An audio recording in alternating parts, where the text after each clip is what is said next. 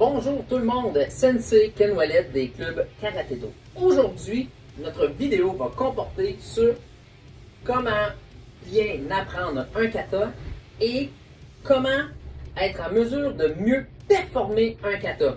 Lorsqu'on parle de performer un kata, ne veut pas seulement dire de le performer en compétition, mais tout simplement d'être capable de le performer dans son ensemble, tant que pour un examen, pour le plaisir personnel ou pour la compétition. Alors, je vais vous donner les petits trucs que moi j'utilise. Je vous en fais part. Le truc numéro 1, c'est la séparation du kata. Je prends mon kata et je le sépare en plusieurs sections. De ce fait, ça fait que je n'aurai pas un kata à travailler en entier, mais vraiment plutôt des petites parties. Au minimum, moi, je sépare toujours mon kata en 5 parties. Si je prends un kata comme Heian Shodan, qui est notre premier kata de ceinture blanche, en le séparant en 5, habituellement, je vais travailler les 5 premiers mouvements, ensuite les 5 autres. Enfin, si je les mets dans ma séquence, ça ferait de 1 à 5, 5 à 6. Okay? Je reprends toujours mon dernier mouvement pour faire ma transition, parce que je dois quand même mettre mon cerveau en mode pratique un kata. Je prends mon dernier mouvement, je le rajoute dans ma transition de l'autre. Ça fait 1 à 5, de 5 à 10, 10 à 14, 14 à 16 et de 16 à 20. Fait que pour être capable d'être séparé vraiment chaque petit morceau. Le truc numéro 2 va être la compréhension et le savoir. Okay? Je dois être en mesure de comprendre ce que je fais. Je dois étudier ma séquence, de dire, OK, j'ai un bloc, qu'est-ce que je bloque réellement? Ça va me donner des petites idées de, OK, est-ce que je dois mettre un petit peu plus de force ou moins de force? Est-ce que c'est une brille? Fait que je dois être capable de mesure de savoir ce que je fais. Et je dois savoir que lorsque j'avance en Kokutu Dashi, je ne dois pas avoir de mouvement de rotation, mais un mouvement de ligne droite. Je dois savoir les angles que je dois avoir. Je dois savoir le niveau de hauteur que ma technique doit avoir. À quelle place exactement qu'elle va. Ça rentre dans ma partie savoir. La partie savoir, ça, malheureusement, ça se donne dans votre cours. Okay? C'est pas dans le livre. Vous ne serez pas dans le livre de dire, ah, OK, au poignet. Ça, c'est dans le cours qu'assez souvent, votre sensei va vous le dire. Parce qu'on s'entend. Vous l'avez vu, ok? J'essaie pas un nouveau kata, là. C'est pas j'apprends un livre et j'apprends un nouveau kata. Non, c'est un kata que je connais déjà. Fait que donc, je dois être en mesure de comprendre le savoir-faire, ok? On va dire ça, comprendre le savoir-faire. Dans mon truc numéro 3, je crois que pour être en mesure de bien travailler est la fameuse prise de vidéo. Avec la technologie qu'on a maintenant, écouter les vidéos, c'est ce qui est de meilleur pour être capable de performer. Il y a des petites applications même que vous êtes capable de faire des angles, vous êtes capable de reprendre des sections.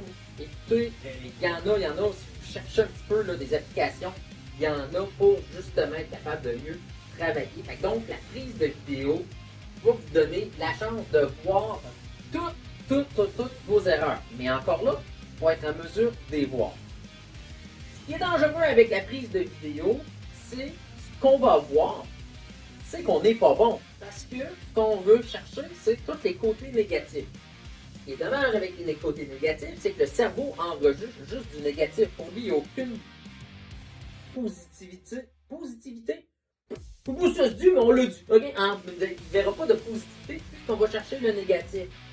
Prenez-vous un cahier de notes et vous marquez tout. Même le petit mouvement insignifiant, comme oh, celui-là je ne l'ai pas aimé. Marquez-le. Il va l'enregistrer. Fait que des fois, ça en a des petits niaiseux que juste le fait de l'avoir marqué, ils vont se corriger automatiquement. Fait que ma prise vidéo va servir à ça. Numéro 4, la correction. Lorsque vous allez tomber en mode correction, vous prenez votre pad avec tout ce que vous avez écrit et travaillez un à la fois. OK? Donc, on a, si c'est un bloc, on va dire, quand je vire dans mon bloc, je vire pas bien, je vire pas sur mes talons. Je pratique celui-là, clic, je pratique. Je corrige à chaque fois. Si vous avez des problèmes de position, ce qu'il faut faire attention dans les problèmes de position, c'est généralement, ça va vous empêcher d'avancer et de continuer votre kata. Ce que je vous suggère, c'est vraiment lorsque j'ai un problème de position dans mon kata, prends ma position, je m'en vais la travailler à part, sans avoir une section kata. C'est vraiment, je pratique ma position à part, parce que les problèmes de position, généralement, je dirais 95% du temps dans les katas, de 95, j'y vais fort. Mettons, on va mettre la moitié du temps. On va mettre 50-50. 50% du temps, c'est un problème de position. L'autre 50%, c'est des problèmes techniques. Ce que moi, je crois, là, ok? Je suis pas expert. Donc, c'est vraiment cette partie-là. Fait que j'ai un problème de position, je lâche mon kata, je pratique position. Ok? C'est comme on dit, hein, dans le Kukutudashi, mais des fois, on voit, la personne va ouvrir au lieu de clic, avancer, tourner. Mais dans ce cas-là, si je vois que c'est ça mon problème, ça ne me sert à rien d'essayer de pratiquer varger sur le kata. Mon problème n'est pas un problème de kata, c'est un problème de position. Donc, je travaille la position. Donc, je reviens à mes techniques. Je sais, j'ai une technique. Je travaille mes séquences, je travaille. Bon, mais si c'est question de hauteur dans un bloc, ben, je place, je fais ma section, je corrige ma hauteur, jusqu'à temps que, ok, j'ai un problème d'angle. On travaille l'angle. Je travaille un à la fois et j'élimine quand ils sont corrects, je l'enlève pour être capable ensuite de faire ma séquence au complet. Corriger. Comme on dit, encore là, il faut savoir corriger. Il faut être en mesure de voir ses erreurs. Ok? C'est vraiment important de dire, ok, ouais, je suis capable, je le vois, mon pied qui est croche. Je le vois de ça. C'est vraiment, vraiment important de corriger tous ces petits détails-là. Un coup que toutes mes sections sont faites, ok, j'ai tout corrigé, toutes mes sections sont faites, je veux savoir, est-ce que là, ça commence à avoir du bon sens? Ce que vous pouvez faire, un coup que ça c'est fait, demandez à votre sensei des listes de noms de personnes sur Internet que vous pouvez regarder pour faire des katas. Okay? Moi, c'est souvent, je vais utiliser d'un gars comme Luca Valdesi au niveau de mes filles. J'utilise souvent Sonia Fusa pour être capable de voir les deux. Où c'est qu'on a deux dynamiques différentes et on n'a pas le même côté de performance. Okay? J'ai deux extrêmes super belles performances, mais tout dépendant de ce que je veux travailler, je regarde un ou je regarde l'autre. Okay? Demandez à votre sensei qui vous pouvez regarder pour dire ok, ça doit ressembler à ça. Nous, on est chanceux au club, on a sur la chaîne, on a nos katas que vous pouvez vous référer pour savoir ça doit être fait de même. Mais encore une fois, lorsque vous allez avoir plus de performance, parce que nos katas ont été faits pour apprendre sur YouTube, okay? Notre chaîne est faite pour ça. Si vous voulez côté performance, encore une fois, je vous dis, demandez à votre sensei 2-3 noms pour pouvoir regarder et ça va vous donner une chance.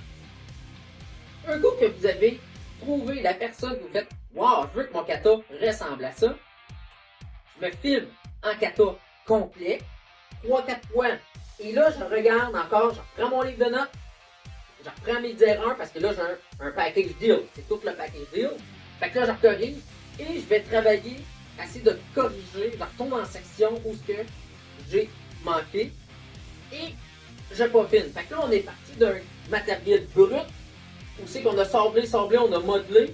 Fait que là, on s'en vient avec vraiment de quoi de très joli, très bien sablé.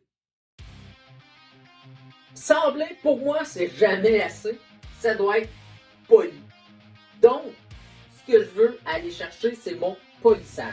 Pour le polissage, je prends mon kata et ça va nous amener dans notre étape numéro 6 qui est pitch ça à mon sensei. Je prends la vidéo de mon kata, j'envoie ça à mon sensei en lui demandant s'il vous plaît, est-ce que tu peux corriger mes erreurs? Encore une fois, l'avantage de la vidéo, c'est que votre sensei va pouvoir regarder 3, 4, 5, 6, 7 à l'infini votre kata et noter ses erreurs que lui, il trouve. Il dit, ok, fais attention à ça, à ça, à ça. Il va vous sortir une liste. Généralement, on va travailler, moi je travaille quand vous me le faites avec 3-4 points, pas plus, parce que sinon, sur un kata complète, si je vous sors une liste de 20 choses à corriger, vous allez faire comme ah, que je suis donc bien pas bon. Ben, je retombe à du négatif, c'est du négatif qui sort. Moi, ce que je veux du polissage. Fait que là, au polissage, c'est le positif. Faut le virer de faire comme j'ai 3 points à travailler, le reste il est pas si pire. Le reste, c'est OK, là, on le travaille à l'inverse. Fait que là, je tombe en mode polissage. Et là, je travaille. L'avantage que ça va vous donner de tomber dans ce mode de polissage-là, c'est bien des fois dans les cours, hein, les professeurs, on enseigne et on est du large, puis on va assez souvent tomber jusqu'en mode sablage. Lorsqu'on va tomber vraiment en mode polissage, c'est dans ces cas-là où c'est que, il y a quelqu'un qui clique, OK, bon, mais OK, on le polie, on veut aller en chercher plus. Fait que donc, c'est vraiment l'avantage de l'avoir, c'est que votre sensei va vous donner des cues, va vous donner des petits plus. Hey, attention à ça. Fait que des fois, même dans les cours, il va vous passer à côté de vous. Hey, attention, essaye ça, tac, tac, tac. Fait que toutes les petites affaires, des fois, insignifiantes, faites comme, oh, ça, c'est pas grave, ça passe, OK? Parce que oui, il y a des fois que, il y a certaines petites affaires qu'on va dire, OK, ça, c'est correct, on laisse passer, maintenant, il ne faut pas virer fou.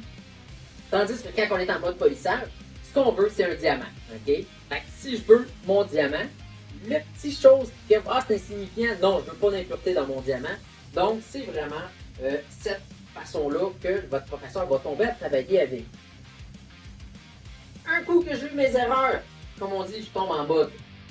Je recommence. Fait que donc, on restart la roue au complet en reséparant les sections où j'ai des erreurs. Okay? Fait que là, je vais tomber en polissage. Je tomberai peut-être plus en 5 ou 6 parties. Je vais peut-être tomber à 2 parties aussi, de dire, oh, c'est vraiment juste. Puis si c'est une transition, des fois, c'est des choses comme ça, c'est pas long à corriger. Je corrige, je renvoie, il me renvoie. Fait que on est vraiment en mode polissage. Et un coup que mon sensei me dit, wow, il est parfait, je l'adore. Je change de kata et je tombe à un autre. Il faut pas oublier que ce qu'on fait à ce niveau-là, c'est vraiment pour des katas que je connais déjà. Okay? Je demande où est-ce que je suis rendu. C'est pas moi j'arrive et je veux apprendre Basaidai, ok, je vais juste faire ça. Puis, non. Je dois l'avoir appris dans le cours. Okay? Vous savez que je suis en mode, je veux apprendre comme il faut, je veux le perfectionner, je veux le performer, je veux avoir mon diamant. C'est ça que je fais. J'espère que tous ces petits trucs-là, ok, c'est 7 ou 6 étapes, tout dépendant de comment que je les compte. Comme d'habitude, tout le monde sait que je ne sais pas compter.